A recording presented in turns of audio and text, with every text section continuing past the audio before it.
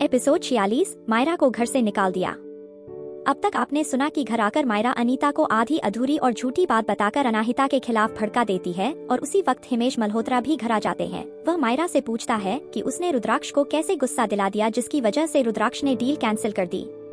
अब आगे जब अनीता ने सारा का सारा इल्जाम अनाहिता के ऊपर लगा दिया तो हिमेश मल्होत्रा को अनाहिता पर बहुत गुस्सा आ रहा था, लेकिन दिल ही दिल में उसे यह बात भी लग रहा था कि हमेशा ही उसकी बात मानने वाली अनाहिता उसके साथ इतना बुरा नहीं कर सकती। इसलिए उसने गुस्से को कंट्रोल करते हुए सख्त आवाज में पूछा, क्या इसका तुमसे कोई लेना देना है? हिमेश मल्होत्रा का सवाल सुनकर अनाहिता ने आंखों ही आंखों में अनीता का मजाक उड़ाया और फिर हिमेश मल्होत्रा की तरफ मुड़कर कहने लगी, डैड मुझे कोई आइडिया नहीं है कि आंटी अनीता मुझसे इतनी नफरत करती हैं कि उन्हें यह तक शक हो गया कि मैं इन सब में इन्वॉल्व। मैं सच बाहर लाना नहीं चाहती थी, लेकिन अब जब सारा का सारा दोष मुझ पर आ रहा है और मैं नहीं चाहती कि आप मुझसे गुस्सा हो, इसलिए मेरे पास सारा का सारा सच आपको बताने के अलावा कोई और दूसरा रास्ता नहीं है। अनाहिता की सारी बातें सुनने के बाद अब अनीता को कुछ गलत होने का अंदेशा होने लग गया था। अनाहिता ने अपना सर ऊंचा किया और कहा, यह सब मिस्टर सिंघानिया के नेम कार्ड के साथ शुरू हुआ था। मैं श्योर कॉफी की एम्बेसडर हूं, तो इसीलिए उन्होंने मुझे अपना नेम कार्ड दिया था। मैं वह आपको देना चाहती थी, लेकिन जब मैं रूम से बाहर गई और वापस आकर देखा तो वह नेम कार्ड मेरे पास था ही नहीं, वह गायब हो गया था। उसकी बात सुनकर हिमेश मल्होत्रा ने हैरानी और गुस्से से कहा, क्या तुमने वह नेम कार्ड, इतना इम्पोर्टेंट चीज, इतनी आसानी से कैसे घुमा दी? तुम्हें उसे संभाल कर रखना चाहिए था। उसकी बात सुनकर अनाहिता ने जवाब देते हुए कहा, डैड मैंने उसे संभाल कर ही रखा था, लेकिन मायरा ने मुझसे बिना पूछे वह नेम कार्ड मेरे रूम से ले लिया और उस नेम कार्ड इस्तेमाल उसने फिल्म में लीड रोल हासिल करने के लिए भी किया। चुप रहो, तुम झूठ बोल रही हो, मायरा ने उसे बीच में रोकते हुए कहा। लेकिन हिमेश मल्होत्रा ने उसे गुस्से में घूर कर देखा और चिल्लाते हुए कहा, तुम चुप रहो, उसे बोलने दो। हिमेश मल्होत्रा के चिल्लाने से मायरा चुप हो गए। उसके बाद अनाहिता ने एक एक बात हिमेश मल्होत्रा को बताने शुरू की थी कि कैसे मायरा ने उसके कमरे से नेम कार्ड लेने के बाद उसका इस्तेमाल लीड रोल पाने के लिए किया और कैसे उसके बाद रुद्राक्ष को इस बारे में पता चल गया और वह अनाहिता को लेकर फिल्म के सेट पर गया सच सामने लाने के लिए, और आखिर में सच्चाई जानने के बाद फिल्म करू ने मायरा को फिल्म से बाहर निकाल दिया। उसके बाद अनाहिता ने आगे कहा, फिल्म से लीड रोल से जब मायरा को निकाला गया तो वह बहुत गुस्सा हो गई और उसने गुस्से में आकर मिस्टर सिंघानिया का नेम कार्ड उन्हीं के सामने जमीन पर फेंक दिया, जिसकी वजह से मिस्टर सिंघानिया बहुत ज्यादा गुस्सा हो गए और उन्होंने कहा कि वह हमारी फैमिली और बिजनेस के साथ सारे कोलैबोरेशन खत्म कर देंगे। घर आते वक्त मैंने उनसे बहुत रिक्वेस्ट की कि वह अपना माइंड बदल दे और ऐसा ना करें, लेकिन उनका डिसीजन नहीं बदला। इतना कहकर वह मायरा को देखने लगी। तभी मायरा ने गुस्से में चिल्लाते हुए कहा, झूठी कहीं की, मैं शर्त लगा सकती हूँ कि तुमने एक बार भी मिस्टर सिंघानिया को उनका माइंड बदलने के लिए कहा भी नहीं होगा। उसकी बात सुनकर अनाहिता ने उदासी से अपना सर हिलाया और बहुत दुखी एक्सप्रेशन के साथ कहा, मायरा तुम अभी भी क्यों मुझ पर दोष डाल रही हो? क्या तुम्हें अभी भी अपनी गलती का एहसास नहीं है? हम सब परिवार है और तुमने सिर्फ अपनी बेवकूफी की वजह से डेड की कंपनी को मुसीबत में डाल दिया है। मायरा ने एक बार फिर चिल्लाते हुए कहा, नहीं, तुमने एक बार मेरी चुप हो जाओ। इससे पहले कि मायरा अपनी बात पूरी कर दी, हिमेश मल्होत्रा ने चिल्लाते हुए उसे रोक दिया। वह अब अपना गुस्सा कंट्रोल नहीं कर पा रहा था। वह गहरी गहरी सांसें लेने लगा जैसे उसे ऑक्सीजन की कमी हो गई है। हिमेश मल्होत्रा को इतने गुस्से में देखकर मायरा पैनिक करने लगी और उसने अनीता का हाथ पकड़कर रोते हुए कहा, मॉम मेरी मदद कीजिए, यह सब अनाहिता की गलती थी। चुप हो जाओ, एकदम चुप। इतना कहकर अनीता ने अपना हाथ छुड़ा लिया और मायरा को एक जोरदार थप्पड़ दे मारा। अपनी माँ के ऐसे रिएक्शन से मायरा शॉक हो गई। अनीता का थप्पड़ इतना तेज था कि कुछ पल के लिए मायरा की आंखों के आगे अंधेरा छा गया और उसका गाल तुरंत ही लाल हो गया। उसने हैरानी से अपनी मॉम को देखा और कहा, मॉम। उसे यकीन नहीं हो रहा था कि सच में उसकी माँ ने उसे थप्पड़ मारा। उसकी बात सुनकर अनीता ने निराशा से सर हिलाते हुए कहा, स्टॉप इट, अब तो बस कर दो। तुमने पूरे परिवार को नुकसान पहुंचा दिया है। तुम अभी के अभी घुटने पर बैठो और अपने डैड से माफी मांगो। मॉम, अभी के अभी घुटने पर बैठो, अनीता ने उसे ऑर्डर दिया। मायरा बहुत शौक थी, फिर भी वह हिमेश मल्होत्रा के सामने जाकर घुटने पर बैठ गई, लेकिन हिमेश मल्होत्रा इतने गुस्से में था कि उसने एक नजर मायरा को देखा भी नहीं। उसने और उसकी टीम ने मिलकर हजारों तरीके अपनाने के बाद सिंघानिया ग्रुप के साथ डील स्ट्राइक की थी और जब वह लोग कॉन्ट्रैक्ट साइन करने ही वाले थे तो लास्ट मिनट पर सारी की सारी मेहनत पर पानी फिर गया और सब मायरा की गलती थी। अगर अनीता ने मायरा को थप्पड़ नहीं मारा होता तो वह खुद उसे थप्पड़ मारता। उसने गुस्से में चिल्लाते हुए कहा, मेरे सामने घुटने टेकने की कोई जरूरत नहीं है। मैं अभी के अभी तुम्हें शहर से दूर तुम्हारी बुआ जिस आश्रम में रहती है उस आश्रम में भेज दूंगा। तुम वहाँ रहकर अपनी हर एक गलती के लिए पश्चाताप करोगी। अगर 6 महीने के बाद भी तुम्हारे स्वभाव में कोई बदलाव नहीं आया और तुम नहीं सुधरी तो अपनी बुआ के ही रास्ते पर चलकर तुम्हें एक सन्यासिनी बनना होगा। उसकी बात सुनकर मायरा की आंखें हैरानी से बड़ी हो गई और उसने कहा, डैड क्या आप मुझे घर से निकाल रहे हैं? हिमेश मल्होत्रा को अब बोलने का कोई इरादा नहीं था, इसलिए उसने हाथ की इशारे से एक हाउसकीपर को देखा और धीरे से कहा, इसका सामान जल्द से जल्द पैक करो और इसे उस आश्रम में छोड़ कर आओ। हिमेश मल्होत्रा की बात सुनकर हाउसकीपर अनीता को देखने लगा। अनीता अपना मुंह खोलकर हिमेश मल्होत्रा से उसका डिसीजन चेंज करने के लिए कहना ही वाली थी, लेकिन जैसे ही उसने अपने हस्बैंड के एक्सप्रेशन नोटिस किए, उसने अपनी आंखें बंद की और कहा, जाओ और जाकर मायरा की सामान पैक करने में मदद कर दो।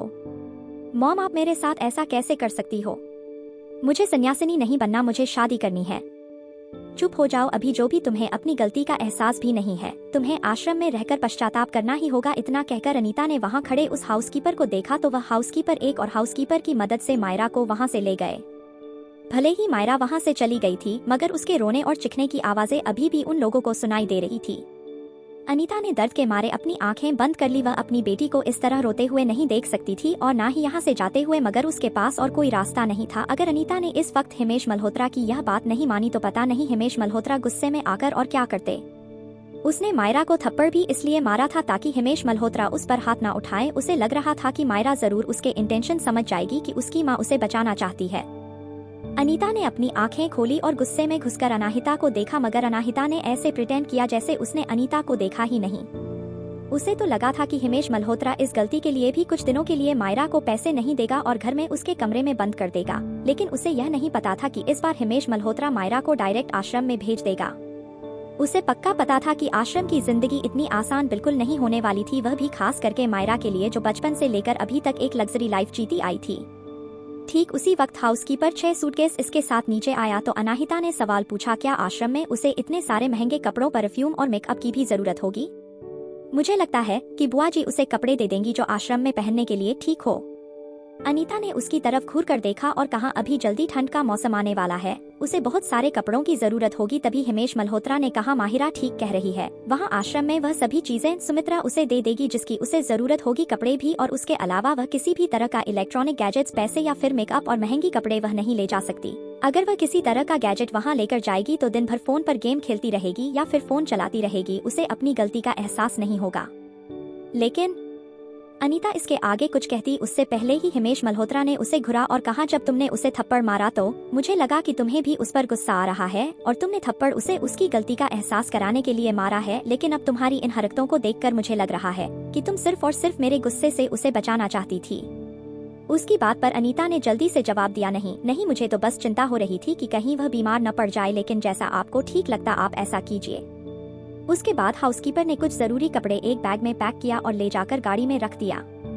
जब मायरा आश्रम पहुंची और उसे रियलाइज हुआ कि वह सिर्फ एक ही बैग अपने साथ लाई है जिसमें मुश्किल से बहुत ही थोड़े से और सिंपल से कपड़े रखे हुए हैं, तो वह गुस्से में पागल हो गई। मेरा फोन कहाँ है? कहाँ है मेरा फोन? मॉम से कहो कि अभी के अभी वह मुझे मेरा फोन भिजवा दे। मायरा के साथ आया हाउसकीपर कुछ कहना ही वाला था।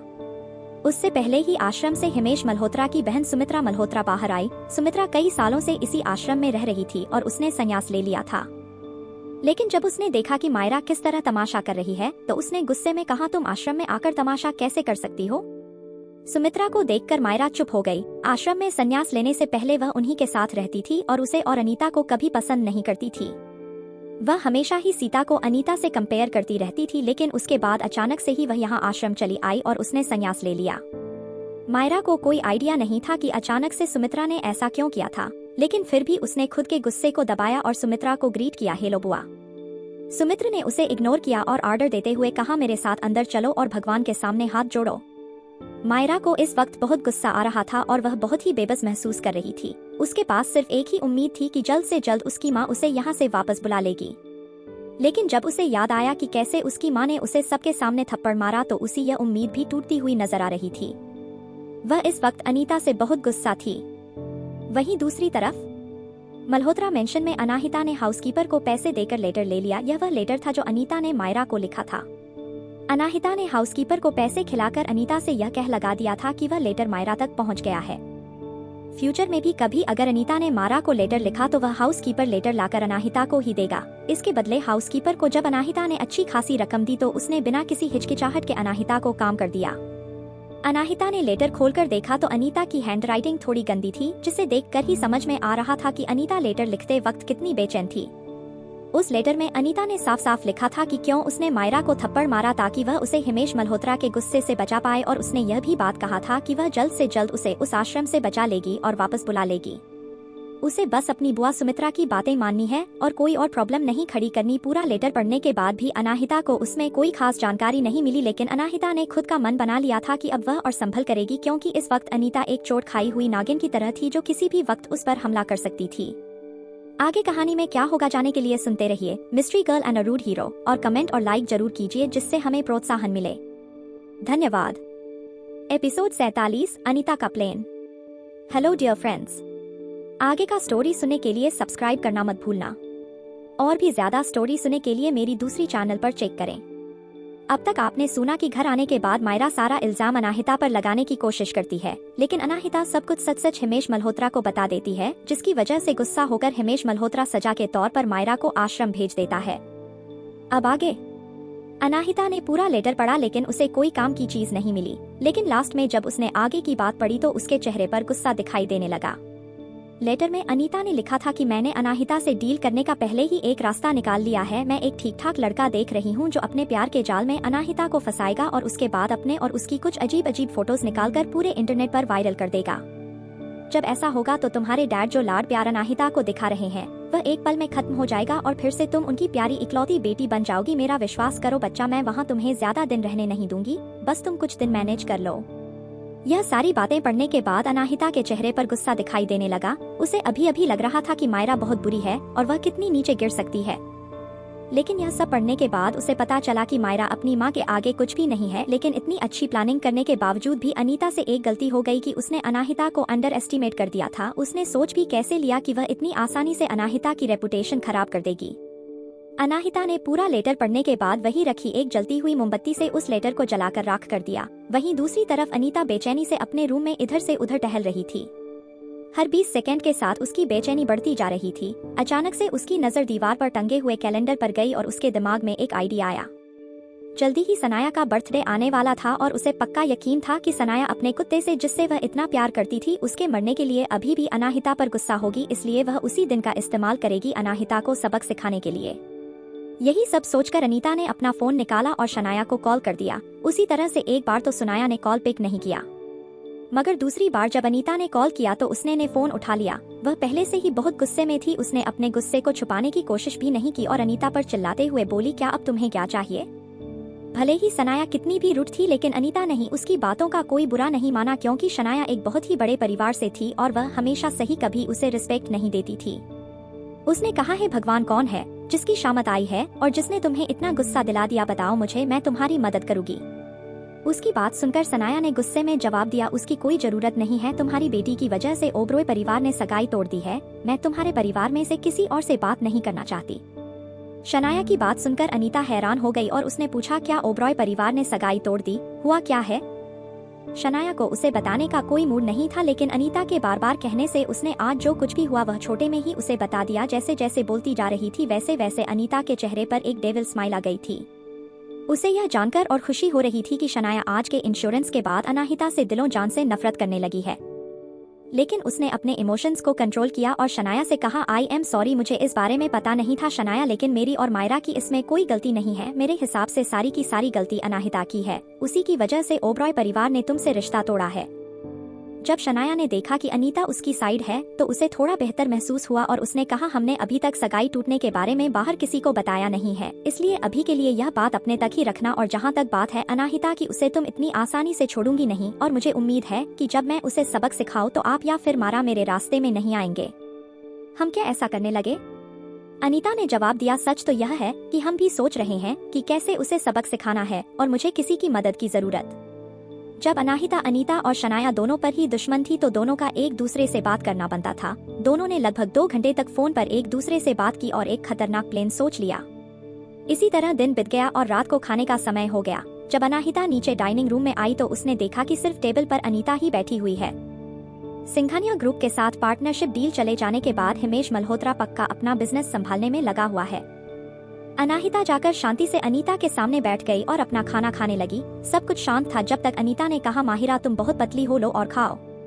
इतना कहकर वह अनाहिता के प्लेट में खाना डालने लगी। अनाहिता ने सर उठाकर उसे देखा। वह ऊपर से अनीता को देखकर मुस्कुरा रही थी, लेकिन उसकी आंखों में अनाहित के लिए नफरत साफ दिखाई दे रही थी। उसको इतना शांत देखकर अनाहिता समझ गई कि अनीता ने जरूर क्लासिक प्लेन बना लिया है, लेकिन उसने सोच अपने तक ही रखी और ऐसे बिहेव किया जैसे उसे किसी बात पर शक ही नहीं हुआ और मुस्कुरा कर कहा, थैंक यू आंटी।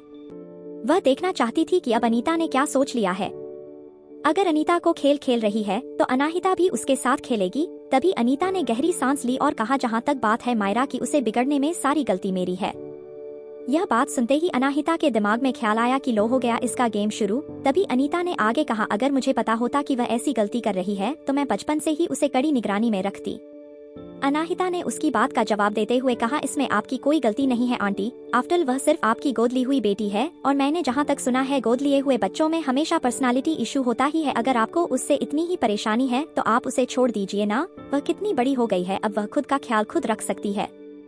अनाहिता की बात सुनकर अनीता ने उसे गुस्से में घूर कर देखा और उसका चेहरा गुस्से से लाल हो गया। उसे तुरंत ही अपने एक्सप्रेशन छुपा लिया और मुस्कुरा कर कहा, तुम ठीक कह रही हो, मगर मैं उसे ऐसे ही नहीं जाने दे सकती। मैंने उसे इतने सालों तक पाला है। तुम इतने साले तक गांव में पली बड़ी और इतनी मुश्किल जिंदगी जी के यहाँ पर आई, उसके बाद भी घर आने के बाद तुम शांति से नहीं रह पा रही हो, इसलिए आई एम सॉरी तुम्हें इतना निराश करने के लिए।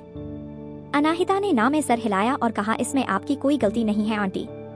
उसकी बात सुनकर अनीता ने अपने वह आंसू पूछने का नाटक किया जो बहे ही नहीं रहे थे और कहा, तुम बहुत अच्छी बच्ची हो। बात ऐसी है ना कि मुझे मायरा के साथ एक पार्टी में जाना था। पार्टी बहुत ही जरूरी है और उसका इनविटेशन मिलना इतनी आसान बात नहीं है, लेकिन अब जब मायरा यह कर दिया है तो मैं उसे अपने साथ नहीं ले जा सकती। इसलिए मैं सोच रही थी कि तुम अगर उस दिन मेरे साथ चलो तो अच्छा होगा और इसी बहाने में तुमसे बाकी लोगों का इंट्रोडक्शन में करवा दूंगी। तुम्हें क्या लगता है?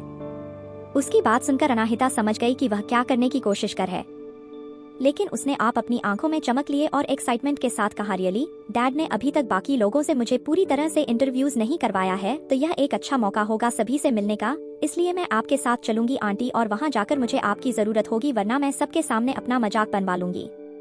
जब अनीता ने देखा कि अनाहिता तो इतनी आसानी से मान गई तो उसने एक राहत की सांस ली। उसे लगा कि भले ही अनाहिता चालाक है, लेकिन फिर भी अंदर से वह दूसरी लड़कियों की तरह ही है जो हाई सोसाइटी के लोगों से दोस्ती बनाना चाहती है।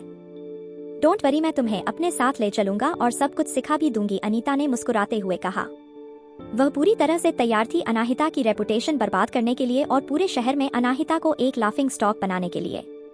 उससे भी देखना था कि यह सब हो जाने के बाद हिमेश मल्होत्रा कैसे अनाहिता को इस घर में रखता है। अनीता के इंटेंशन देखकर अनाहिता की चेहरे पर भी एक डेविल स्माइल आ गई। उसे भी अब उस पार्टी का बहुत इंतजार था। लगभग रात के 10 बजे हिमेश मल्होत्रा घर आया और उसने अनाहिता को अपने स्टडी रूम में बुलाया। अनाहिता ने उसे देखा तब से पता चला कि हिमेश मल्होत्रा कितने ज्यादा स्ट्रेस में है। अगर उसकी मां की मौत में ही में हिमेश मल्होत्रा का कोई हाथ नहीं हुआ तो वह पक्का हिमेश मल्होत्रा को और मल्होत्रा ग्रुप को ऊंचाइयों तक पहुंचाने में काफी मदद करती और सब कुछ संभाल लेती, ताकि उसके पिता बाकी की जिंदगी खुशी से हंसते हुए बिता सके। भले ही हिमेश मल्होत्रा कैसा भी हो और उसने उसकी माँ को धोखा दिया हो, लेकिन वह था तो उसका पिता ही, उसका उससे खून का रिश्ता था।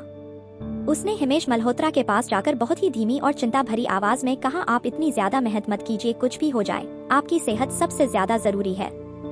हिमेश मल्होत्रा ने उसकी तरफ देखकर कहा, मैं तुम लोगों को इसी तरह नहीं छोड़ सकता, मुझे मेहनत तो करनी होगी ना, वरना अगर मुझे कुछ हो गया तो तुम लोगों को क्या होगा। हिमेश मल्होत्रा की ऐसी बात सुनकर अनाहिता को और बुरा लगने लगा। उसने हमेशा हिमेश मल्होत्रा को एक बुरा पिता समझा था, लेकिन अब उसे इस बात का एहसास हुआ कि वह भी तो एक अच्छी बेटी नहीं बन पाई थी।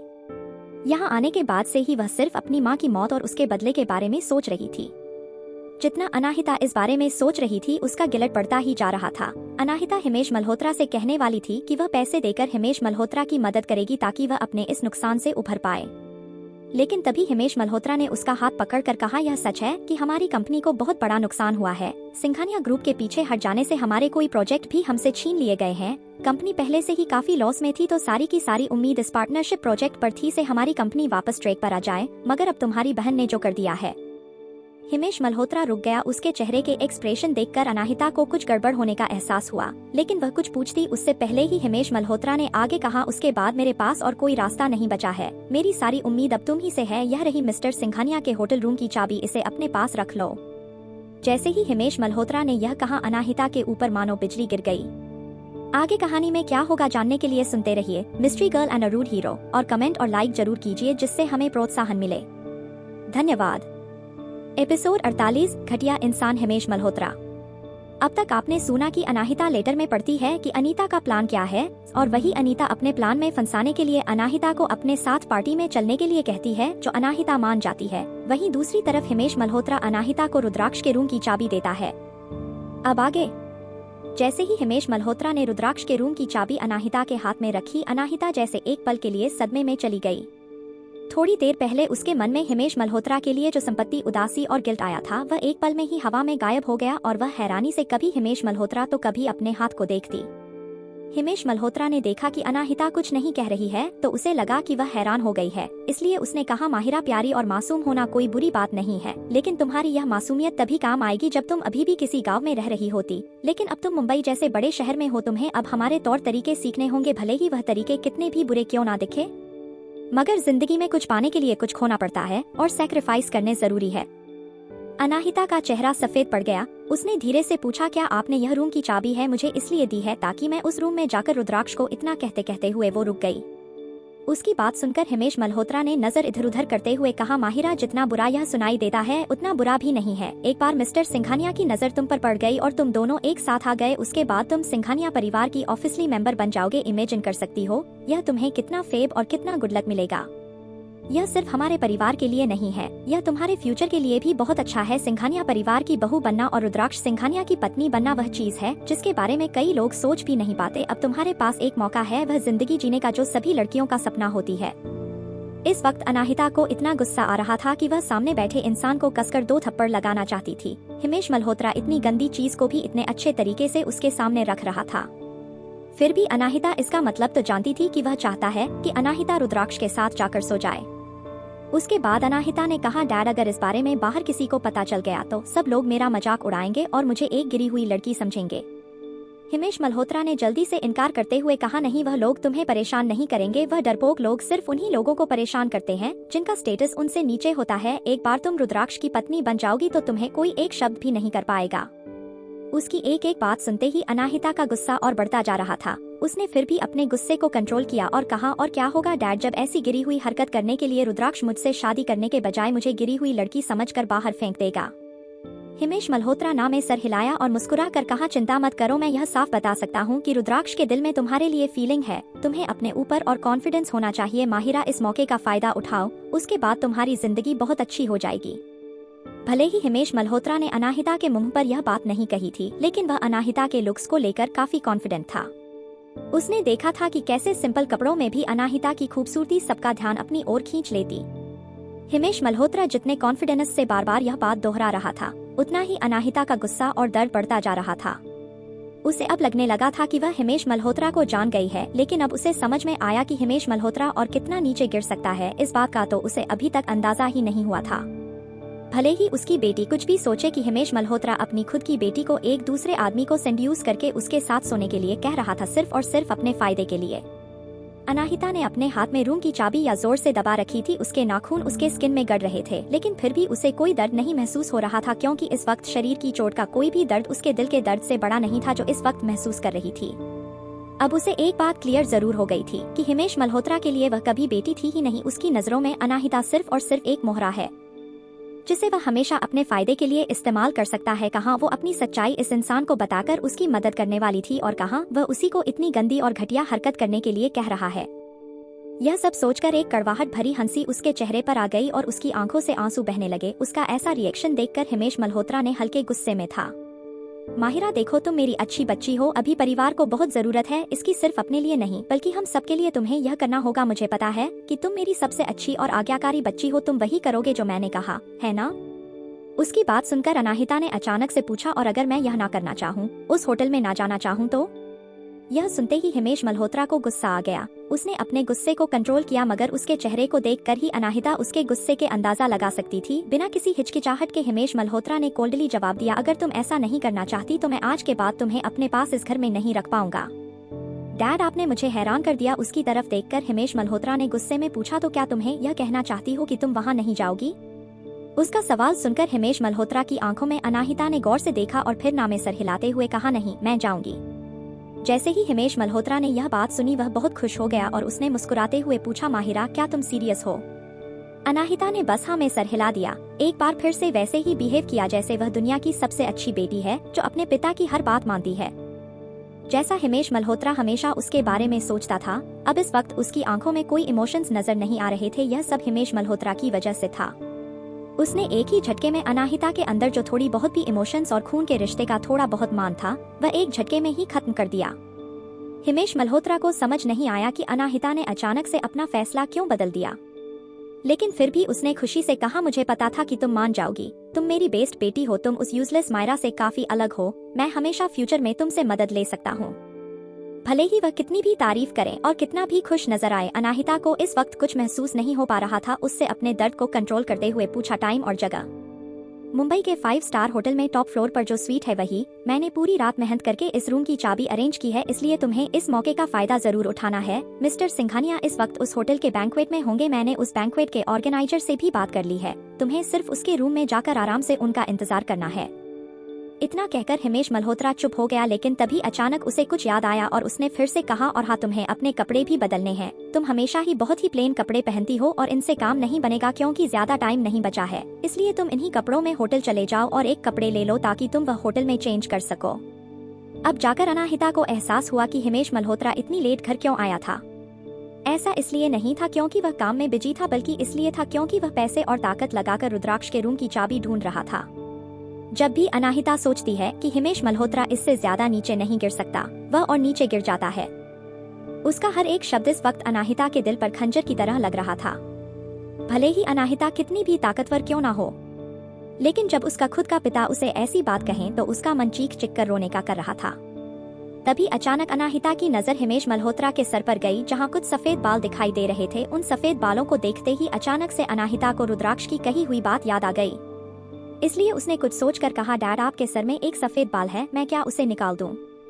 उसके इस तरह कहने से हिमेश मल्होत्रा हैरान हो गया, लेकिन उसे याद आएगी कैसे अनाहिता उसके प्लान के लिए मान गई। इसीलिए उसने उससे मना नहीं किया और अपना सर नीचे झुका लिया। अनाहिता ने तुरंत ही उसके सर से 1-2 बाल एक झटके से खींचकर निकाल लिए। उसके बाद हिमेश मल्होत्रा ने हंसते हुए कहा, तुम्हें पता है ना कि तुम्हें ऐसे सफेद बालों को तोड़ना नहीं चाहिए।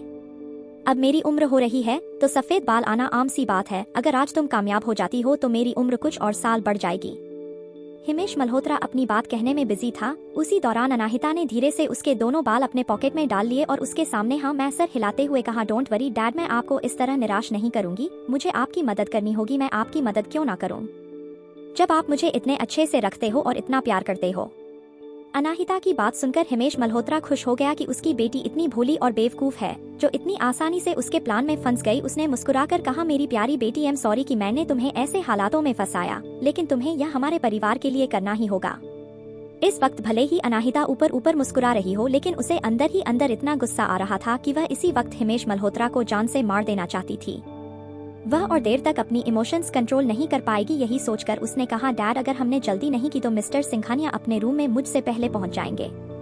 हे भगवान, तुम सही कह रही हो। इतना कहकर हिमेश मल्होत्रा थोड़ा जल्दी से खड़ा हुआ और अपने कुछ खास आदमी इंस्ट्रक्शन देने लगा। उसने एक हाउसकीपर से अनाहिता के लिए कपड़े मंगवा दिए और ड्राइवर से अनाहिता को उस होटल में छोड़ने के लिए कह दिया। अब तक वह लोग लिविंग रूम में आ गए थे। लिविंग रूम में शोर सुनकर अनीता भी वहां आ गई और उसने पूछा, कितनी लेट हो गई है और यहाँ पर हो क्या रहा है? इतना कहकर उसने अनाहिता और हिमेश मल्होत्रा को देखा। अनीता के वहां आने से हिमेश मल्होत्रा को एक बार फिर से याद आ गया कि मायरा ने आज क्या किया था। इसलिए वह चिढ़ गया और उसने जवाब दिया, यह तुम्हारा काम की चीज नहीं है, तो इसलिए तुम अपने रूम में वापस जाओ और उसके अलावा तुम मायरा से मिलने भी नहीं जा सकती। तुम वहां जाकर से उसे डिस्ट्रैक्ट करोगी। इतनी बड़ी गलती करने के बाद उसे खुद पछतावा करने की जरूरत है। अनीता ने पहले ही प्लान बना लिया था कि वह कल ही जाकर आश्रम में मायरा से मिलेगी, लेकिन अब जब हिमेश मल्होत्रा ने उसके ऊपर बम फोड़ दिया है तो उसका चेहरा पीला पड़ गया। हिमेश, मायरा हमारी, इसके आगे वह कुछ कहती उससे पहले ही हिमेश मल्होत्रा ने चिल्लाकर उसे चुप करा दिया।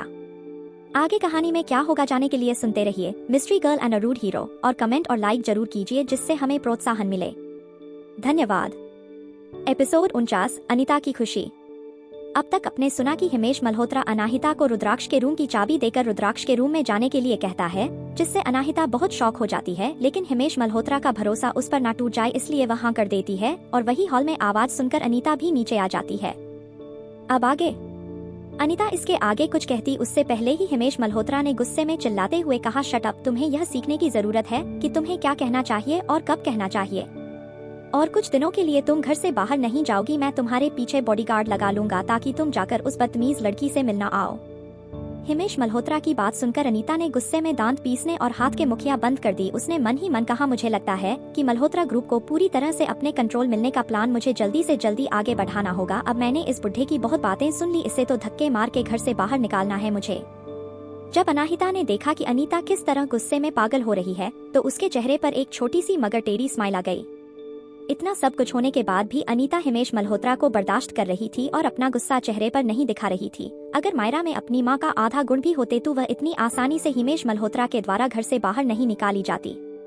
तभी अनाहिता ने हिमेश मल्होत्रा की तरफ देखा और प्यार से पूछा, डैड मैं अब जाऊं? हिमेश मल्होत्रा ने अपना गुस्सा कंट्रोल किया और अनाहिता की तरफ देखकर बोला, जाओ अभी जाओ, ड्राइवर पहले से ही तुम्हारा इंतजार कर रहा है। मैं तुम्हें बाहर छोड़ने नहीं आऊंगा, इसलिए संभाल कर जाना और अगर काम नहीं हो पाए तो तुम सीधे घर आ जाना, इसमें तुम्हारी कोई गलती नहीं होगी। ऐसा कुछ जो अनाहिता को पसंद नहीं है और अनाहिता की नजरों में हिमेश मल्होत्रा की इज्जत कम कर सकता है, ऐसा कुछ ही हिमेश मल्होत्रा नहीं करना चाहता था। लेकिन जिस हालत में उसकी कंपनी है उसमें आखिरकार उसे यह सब करना ही पड़ा और अगर सब कुछ उसके प्लान के अकॉर्डिंग नहीं हुआ और रुद्राक्ष उनके जाल में नहीं फंसा तो उसे सोचकर भी डर लग रहा था कि रुद्राक्ष उनके साथ क्या करेगा। लेकिन उस जैसा रुद्राक्ष का बिहेवियर अनाहिता के लिए देखा था, उस सब को लेकर वह कहीं ना कहीं श्योर था कि उसका प्लान काम कर जाएगा। वही हिमेश मल्होत्रा की बात सुनकर अनाहिता ने उसे बाय कहा और घर के बाहर चली गई। हिमेश मल्होत्रा उसे जाता हुआ देख रहा था। उसे अंदर अंदर कुछ बुरा होने का अंदेशा हो रहा था, लेकिन उसने जल्दी से इस ख्याल को झटक दिया। उसे पक्का पता था कि कुछ पाने के लिए कुछ खोना पड़ता है, इसलिए उसे ऐसा करना ही होगा अपनी कंपनी के लिए। अच्छी बात यह थी कि अनाहिता ने बिना किसी तमाशे की उसकी बात मान ली। अपने प्लान से खुश होकर हिमेश मल्होत्रा सीधे अपने स्टडी रूम में चला गया, इस बात का इंतजार करने की अनाहिता कब अच्छी खबर लेकर घर लौटेगी। उन दोनों के जाने के बाद अनीता ने घर के अपने जासूसों से पता लगाया, तब जाकर उसे पता चला कि अनाहिता कहाँ गई है और क्या करने गई है। इसलिए उसने विनोद को फोन लगाया और कहा, मुझे हमेशा ही लगता था कि हिमेश अनाहिता को अपनी बेटी की तरह प्यार करता है, मगर अब जाकर मुझे पता चला कि वह सिर्फ उसे एक मोहरे की देखता है जो उसे फ्यूचर में फायदा पहुंचाएगी और उसका इस्तेमाल करके वह अपना बिजनेस आगे बढ़ाएगा। विनोद ने उसकी बात का जवाब दिया, तुम अभी भी उसी बारे में सोच रही हो? क्या तुम वह नहीं थी जो हमेशा ही उस लड़की को अपने रासक का कांटा मानती थी? अगर उसके प्लान में रुद्राक्ष फंस गया और वो रुद्राक्ष के साथ रिलेशनशिप में आ गए तो क्या यह और बुरा नहीं हो जाएगा? वह हमारे लिए खतरा बन सकती है। उसकी बात सुनकर अनीता ने शांति से जवाब दिया, डोंट वरी, ऐसा कुछ नहीं होगा। भले ही हिमेश स्मार्ट हो लेकिन ऐसी चीजों में वह पूरी तरह से एडिट है। अगर उसने थोड़ी सी मेहनत करके रुद्राक्ष के बैकग्राउंड के बारे में पता लगा लिया होता तो वह ऐसा प्लान कभी बनाता ही नहीं। रुद्राक्ष के स्टेटस के हिसाब से जो भी लड़की रुद्राक्ष चाहे वह लड़की खुद खुशी खुशी अपनी मर्जी से उसके पास आने के लिए तैयार हो जाए। लेकिन उसके बावजूद भी तुम्हें क्या कभी उसके अफेयर या फिर किसी तरह के रिलेशनशिप की कोई खबर सुनी है? नहीं, मुझे तो नहीं लगता। एग्जैक्टली, रुद्राक्ष एक रिस्पेक्टेबल और ईमानदार इंसान है। उससे कोई फर्क नहीं पड़ता कि अनाहिता कितनी खूबसूरत है। वह कभी भी ऐसी लड़की को एक्सेप्ट नहीं करेगा जो बेशर्मी से खुद को उसके सामने सौंप दे। और उसके अलावा मैंने पहले भी देखा था कि वह अनाहिता के साथ कितना कोल्डली बिहेव करता था। जब हम प्लेन पर थे तो मैंने देखा था एयरपोर्ट पर तो रुद्राक्ष ने उसे पहचाना भी नहीं। अनीता कितना भी कहे लेकिन विनोद का डर अभी भी उसका पीछा नहीं छोड़ रहा था, इसलिए उसने कहा, तुमने आज दोपहर में मुझसे नहीं कहा कि उस लड़की ने रुद्राक्ष के साथ मिलकर मायरा से उसकी फिल्म छीन ली? अगर वह दोनों नहीं होते तो हिमेश मल्होत्रा की कभी हिम्मत नहीं होती कि वह मायरा को आश्रम भेजें। ऐसा हो सकता है कि रुद्रा के दिल में उस लड़की के लिए कोई फीलिंग हो। विनोद की बात सुनकर अनीता ने हंसते हुए कहा, तुम्हें लगता है कि रुद्राक्ष के दिल में अनाहिता के लिए फीलिंग से और उसने मदद इसीलिए की थी, लेकिन ऐसा बिल्कुल नहीं है। उसने ऐसा इसलिए किया क्योंकि मायरा ने उसके नाम का गलत इस्तेमाल किया था। उसका जो पावर और स्टेटस है उसके अकॉर्डिंग कोई भी आदमी किसी से भी इतनी आसानी से हार नहीं मानते हैं, तो रुद्राक्ष जैसा इंसान कैसे अपने नाम का गलत फायदा ऐसे ही किसी को उठाने देता?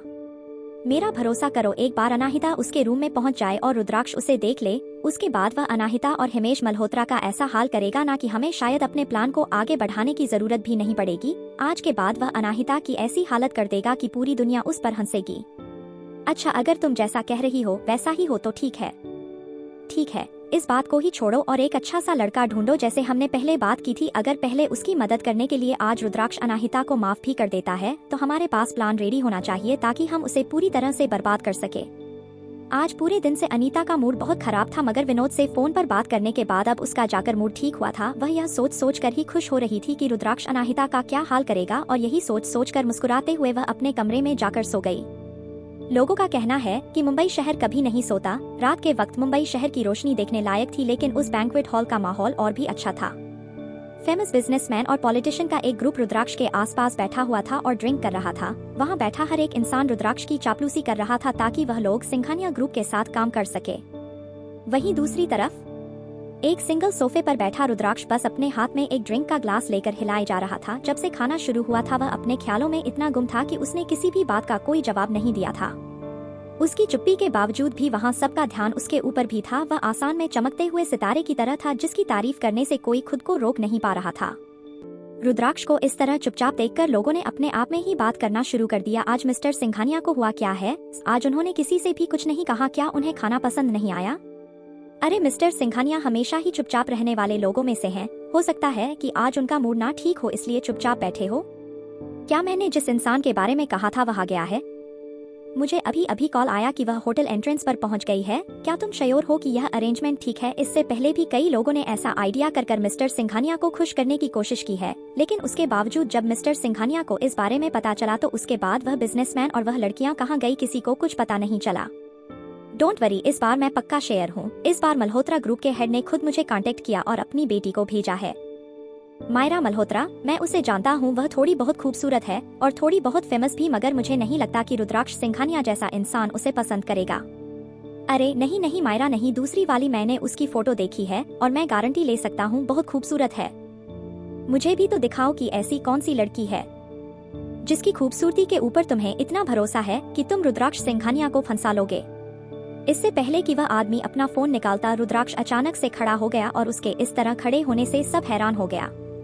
जो आदमी अपना फोन निकालने वाला था वह जल्दी से खड़ा हुआ और उसने हंसते हुए कहा, क्या हुआ? क्या आप थक गए हैं या फिर आपने कुछ ज्यादा ही ड्रिंक कर ली है? तो आप जाकर हमारे होटल के रूम में आराम कर सकते हैं। रात भर आराम करने के बाद कल सुबह हम दोनों यहीं से डील के लिए एक साथ चलेंगे। रुद्राक्ष उस आदमी के ऑफर को मना करने ही वाला था, उससे पहले उसने देखा कि उसके फोन पर एक मैसेज आया। उसने अपना फोन देखा तो यह मैसेज उसकी मॉम का था, जिसमें लिखा था, आज जल्दी से घर आ जाओ, राय परिवार घर आया हुआ है। मैंने देखा उनकी बेटी बहुत खूबसूरत है। मैं चाहती हूँ कि तुम मुझसे आकर एक बार मिल लो। अपने मोम का यह मैसेज पढ़ते ही रुद्राक्ष के चेहरे पर गुस्सा दिखाई देने लगा और उसकी भौहें आपस में सिकुड़ गई। कुछ देर तक सोचने के बाद उसने उस आदमी की तरफ देखा और कहा, कौन सा कमरा? रुद्राक्ष की बात सुनते ही वह आदमी खुश हो गया और उसने जल्दी से टॉप फ्लोर के स्वीट की चाबी रुद्राक्ष को पकड़ा दी। आज के लिए बस इतना ही, मुझे अब आराम करने की जरूरत, आप लोग एंजॉय कीजिए। इतना कहकर रुद्राक्ष हॉल से निकलकर टॉप फ्लोर पर जाने के लिए लिफ्ट की तरफ चला गया। वह कुछ कदम आगे बढ़ा था तभी उसे ऐसा महसूस हुआ कि उसे चक्कर आ रहे हैं। आज अनाहिता के ख्यालों को लेकर इतना ज्यादा गुम था कि यहाँ पार्टी में आने के बाद उसने बहुत सारी वहीं पी ली थी। रुद्राक्ष की जगह किसी और इंसान ने इतनी ड्रिंक की हुई होती तो वह पक्का अब तक अपने होश खोकर बेहोश हो चुका होता, लेकिन रुद्राक्ष का अल्कोहल टॉलरेंस बहुत ज्यादा था इसलिए वह अभी तक होश में था। उसने अपना सर मसला और लिफ्ट का इंतजार करने लगा। उसे इस वक्त जाकर आराम करना था ताकि वह कल सुबह जल्दी उठकर अनाहिता के सूट पर जा सके और उससे मिल सके। दूसरी तरफ अनाहिता भी टॉप फ्लोर के स्वीट में पहुंच गई थी और उसके साथ एक हाउसकीपर भी एक कपड़ों का बैग लेकर आया हुई थी। उन कपड़ों को देखकर अनाहिता बुरी तरह से हैरान हो गई। आगे कहानी में क्या होगा जाने के लिए सुनते mystery girl and a rude hero रहिए और कमेंट और लाइक जरूर कीजिए जिससे हमें प्रोत्साहन मिले। धन्यवाद। एपिसोड 50, रुद्राक्ष का गुस्सा।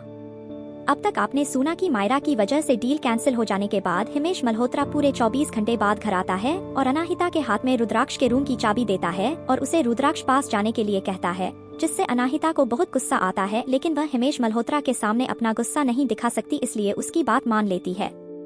अब आगे अनाहिता ने कपड़ों के बैग में देखा तो कपड़ों से पहले उसे एक सीडी दिखाई दी। उसने उस सीडी को दिखाते हुए पूछा, यह क्या है?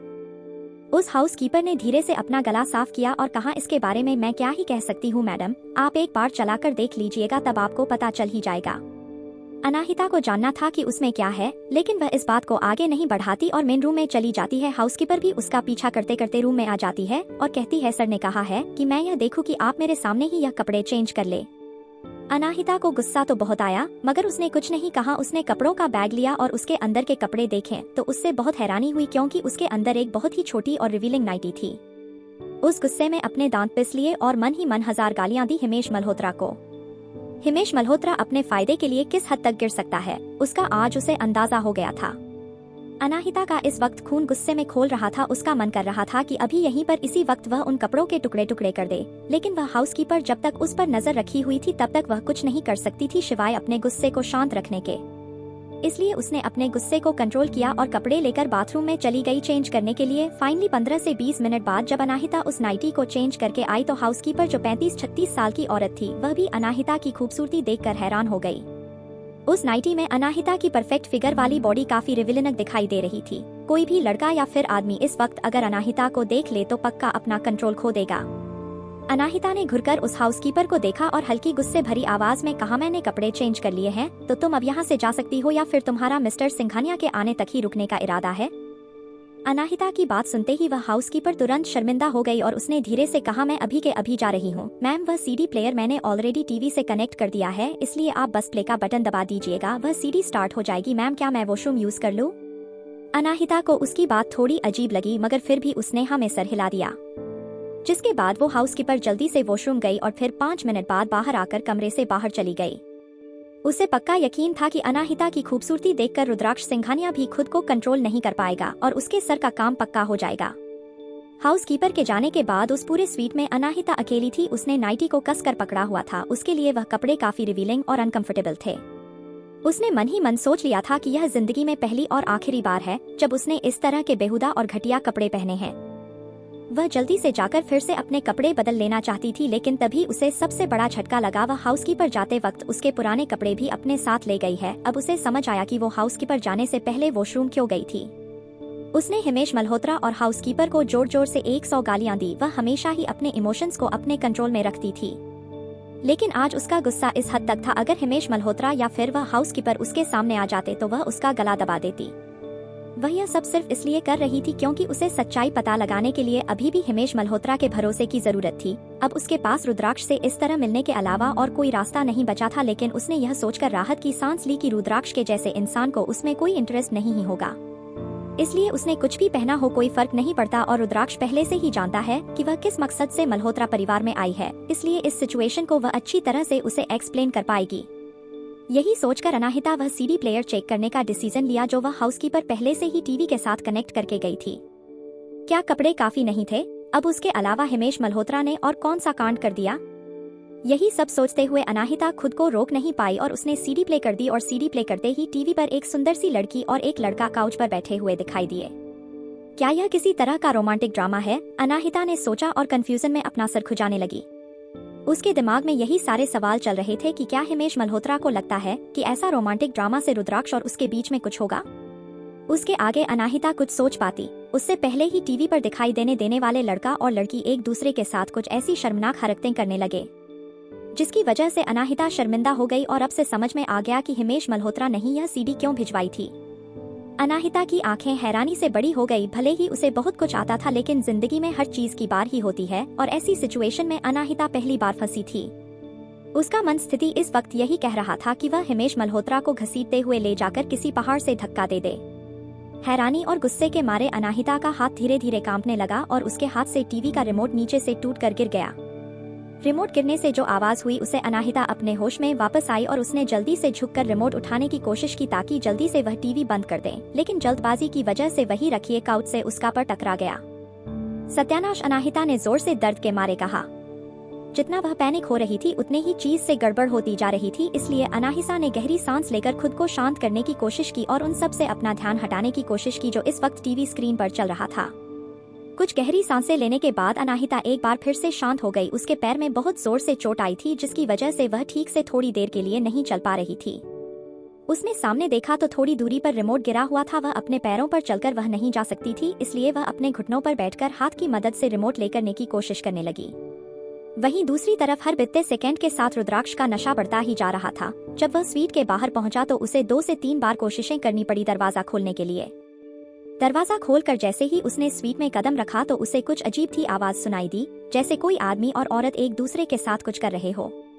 यह सब सुनकर उसके दिमाग में पहले यही ख्याल आया कि क्या नशे के कारण किसी दूसरे के रूम में आ गया है, इसलिए वह रूम से बाहर गया और उसने अपनी चाबी पर लगे रूम नंबर और स्वीट के दरवाजे पर लगे रूम नंबर को देखा, सिर्फ यह चेक करने के लिए कि कहीं उसे कोई गलती तो नहीं हुई। चेक करने के बाद उसे यह कंफर्म हुआ कि उससे कोई गलती नहीं हुई। वह ठीक रूम में आया है और रूम की अंदर की आवाज है सुनकर उसे और चिढ़ होने लगी। एक 26 साल का लड़का होने के नाते उसे पता था कि यह आवाज है किस चीज की है। उसे बहुत गुस्सा आया कि किसकी इतनी हिम्मत हो गई जो उसके रूम में यह सब कर सके। शराब के नशे की वजह से रुद्राक्ष का दिमाग धीरे धीरे काम करना बंद करने लगा था। उसके अपने सारे इमोशंस पर कंट्रोल खो चुके थे और नशा उस पर हावी होने लगा था।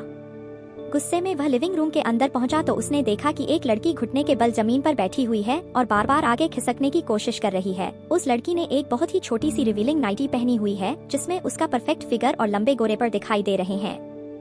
बार बार आगे खिसकने की वजह से उसकी नाइटी ऊपर उठ जा रही थी जिससे उसके पैर और अच्छे से दिखाई दे रहे थे, लेकिन उस लड़की की पीठ रुद्राक्ष की तरफ थी, इसलिए रुद्राक्ष को उस लड़की का चेहरा नहीं दिखाई दे रहा था। ऐसे हालातों में कोई भी आदमी खुद को शांत नहीं रख पाता, लेकिन रुद्राक्ष ने जब सामने का नजारा देखा तो उसका गुस्सा धीरे धीरे बढ़ने लगा। वह भले ही एक आदमी था लेकिन ऐसा इंसान नहीं था, इसलिए आज तक किसी लड़की को अपने करीब भी नहीं आने दिया था। उसके हिसाब से अगर दो लोगों के बीच कोई फीलिंग्स ना हो, कोई इमोशंस ना हो, प्यार ना हो तो इन सब चीजों के कोई मायने नहीं है। रुद्राक्ष को याद आया कि जब वह जल्दी पार्टी से बाहर निकल रहा था तो वहां पर बैठे सारे आदमी उसे कैसे देख रहे थे और अब यह लड़की रुद्राक्ष के रूम में इस हालत में है। इन सभी बातों को याद करते ही रुद्राक्ष के दिमाग में सब क्लियर हो गया। जैसे जैसे रुद्राक्ष यह सोच रहा था उसके अंदर का गुस्सा बढ़ता जा रहा था और उसके एक्सप्रेशन डार्क होते जा रहे थे। वह सारे आदमी बहुत अच्छी तरह से जानते थे कि कई लोगों ने आज से पहले भी इस तरह लड़कियों को भेजकर उसे सिड्यूस करने की कोशिश या फिर फंसाने की कोशिश की है, लेकिन रुद्राक्ष ने उन आदमियों का और उन लड़कियों का क्या हाल किया यह भी वह लोग बहुत अच्छे से जानते हैं। और इन सब के बावजूद भी उनमें इतनी हिम्मत है कि उन्होंने फिर से ऐसा किया। क्या लोगों में रुद्राक्ष का डर खत्म हो गया है? रुद्राक्ष जितना उस लड़की को देख रहा था उसके अंदर का गुस्सा और बढ़ता जा रहा था। तभी अचानक से फिर से टीवी में कुछ अजीब सी आवाज सुनाई देने लगी। रुद्राक्ष ने सर उठाकर टीवी की तरफ देखा तो टीवी पर एक लड़का और एक लड़की अजीब सी हालत में दिखाई दे रहे थे। अब से समझ में आया कि वह आवाजें कहां से आ रही है। गुस्से के मारे रुद्राक्ष से चेहरा काला पड़ गया था। उन बुढ़े कमीनों ने न सिर्फ उसके कमरे में एक लड़की को भेजा, उसके अलावा ऐसी घटिया हरकतें भी कर रहे हैं। अब रुद्राक्ष गुस्सा उसके कंट्रोल से बाहर हो गया और वह उस लड़की की तरफ बढ़ते हुए गुस्से में चिल्लाया, वोट द हेल। इसके आगे वह कुछ कहता या फिर अपनी बात पूरी कर पाता। जमीन पर बैठी हुई लड़की को यह एहसास हुआ कि उसके अलावा भी और कोई कमरे में आ गया है और वह हैरानी से पीछे मुड़कर देखने लगी और अपने सामने उस लड़की को इस हालत में देखकर रुद्राक्ष के पास बोलने के लिए कुछ नहीं बचा था।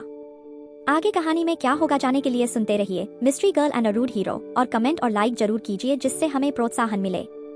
दोस्तों, आप लोग लाइक और कमेंट बिल्कुल नहीं करते हैं। प्लीज अगर आप कहानी को सुन रहे हैं और आपको पसंद आ रही है तो लाइक और कमेंट भी कीजिए प्लीज।